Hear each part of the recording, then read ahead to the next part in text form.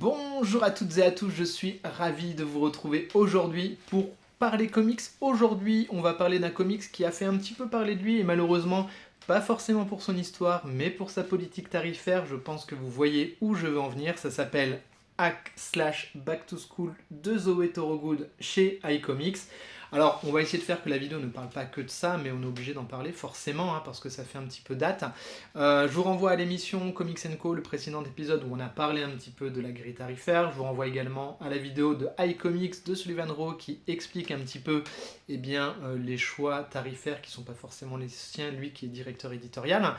Voilà, bien entendu, ce titre c'est 112 pages, ça vaut 25 €, c'est bien entendu beaucoup trop cher par rapport au marché et par rapport au budget des gens, je pense, qui lisent des comics. Alors je vous renvoie également à une vidéo que j'ai fait sur la chaîne pour parler du prix. Il y a des gens qui ont de l'argent, c'est pas un souci, il y a des gens qui peuvent mettre beaucoup d'argent dans la culture, dans leur passion, qui ont des niveaux de vie élevés, et c'est tant mieux, moi j'ai rien contre ça, c'est top, et ça permet de permettre à des choses peut-être qui peuvent exister grâce aux personnes qui ont de l'argent. Néanmoins, si on prend le budget moyen de personnes qui sont fans de comics, et je vais me prendre moi pour le coup, parce que je me considère comme une personne moyenne, je peux mettre, comme je l'ai déjà expliqué, entre 120 et 130 € par mois dans mon budget culture. Voilà, ça peut comprendre de l'achat vintage, ça peut comprendre du neuf, mais aujourd'hui, si j'avais dû mettre 25 € dans un titre comme ça, vous l'avez vu dans la vidéo HR et sur un service de presse, ça graverait quasiment un quart de mon budget comics. Et donc la question du choix se pose. Donc voilà, effectivement, si on a des gens, des commerciaux d'iComics qui regardent cette vidéo, et je pense pas que ce sera le cas, eh bien revoyez vos politiques tarifaires parce que c'est un titre, et on va revenir dessus, qui mérite d'être découvert. Zoé Torogood est une excellente autrice en termes d'histoire, de ce qu'elle est en capacité de raconter en tant qu'auteur et en termes de dessin, et c'est vraiment du gros gâchis.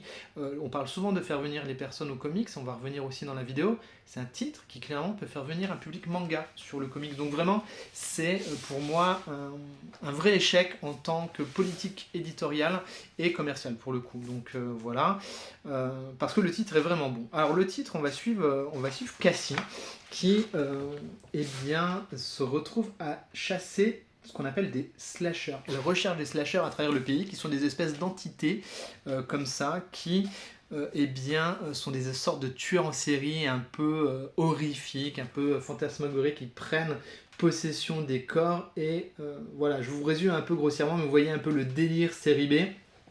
Cassie est un petit peu solitaire, mais elle va se retrouver au sein d'une sorte d'école où elle va avoir d'autres personnes qui font la même chose et qui sont un peu dirigées entre guillemets par cette femme-là. Et on va suivre leurs aventures au travers de leur recherche des slashers et de leur élimination des slashers. Donc vous voyez le pitch, totalement série B. Si vous connaissez mon amour pour la série B, pour Nancy in Hell par exemple chez Graf Zeppelin, pour Lollipop Chainsaw, vous voyez qu'on est vraiment dans un délire qui moi m'a attiré tout de suite, c'est pour ça que j'ai voulu le lire en service de presse. La couverture elle est absolument dingo, et on retrouve toutes les qualités de Zoé Torogood sur ce qu'elle a fait dans ses précédents titres, et notamment sa narration visuelle qui est absolument géniale. Alors je vais vous montrer quelques pages tout de suite parce que la vidéo défile, et quand je vous parlais de la synthèse entre le comics et le manga, on voit ici des pages qui franchement n'auraient pas à rougir dans les pages d'un Junito, de certains mangas horrifiques et d'horreur. On sent vraiment cette croisée des genres de la pop culture au sein de Zoé Torogood. On sent qu'elle est imprégnée de tout ça, vraiment. On le ressent, et je trouve ça plutôt malin. Alors il y a plein d'autres choses en invention visuelle. Là je vous montre un peu ce qui m'a marqué dans ces passerelles entre les différents genres de la bande dessinée que j'ai trouvé particulièrement malin. Il y a pas mal de choses. Alors je vais essayer de vous retrouver le passage avec les pixels là, qui est plutôt cool. Pareil, on sent que c'est une amoureuse du jeu vidéo, donc elle essaye d'emmener un petit peu tous les styles à travers son univers. Donc on retrouve à la fois sa patte graphique, son découpage que j'adore, qui est absolument à la fois charmant, qui est à la fois doux et en même temps assez cinglant comme ça. Donc je trouve ça vraiment super. C'est toujours bourré d'idées dans ce qu'elle raconte et dans ce qu'elle dessine. Vous allez avoir plein de références à la pop culture forcément dans l'histoire, vous allez voir plein de références dans la pop culture dans son style de dessin, et c'est vraiment une super lecture.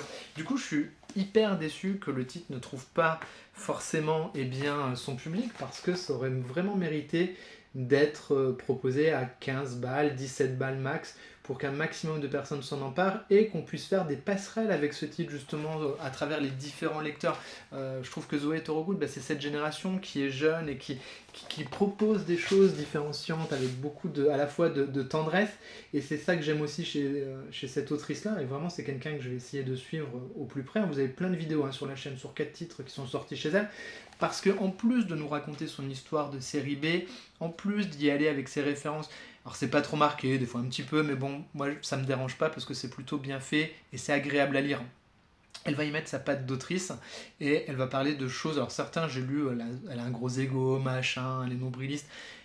Les auteurs, ils font ça, hein, ils parlent de thématiques qui sont ancrées dans leur vie et qu'ils ont envie de développer à travers leurs œuvres. Vous prenez le cinéma de Steven Spielberg, c'est quelqu'un qui va vous parler souvent des mêmes choses. Vous prenez Michael Mann, il va vous parler souvent des mêmes choses. Et bien là, Zoé Torogood, elle a comme ça un espèce de fil conducteur, une espèce de fil rouge qu'elle les traîne au travers ses différentes œuvres. Et moi, je trouve ça vraiment charmant, je trouve ça vraiment touchant, qu'elle essaye toujours de mettre beaucoup d'humanité, même dans une histoire complètement folle de démons, de slashers, de trucs trash avec des tronçonneuses. Et voilà, je trouve qu'elle nous dit quelque chose de l'époque, Zoé Torogood, qui est particulièrement intéressant et qui est, je trouve, plutôt très positif.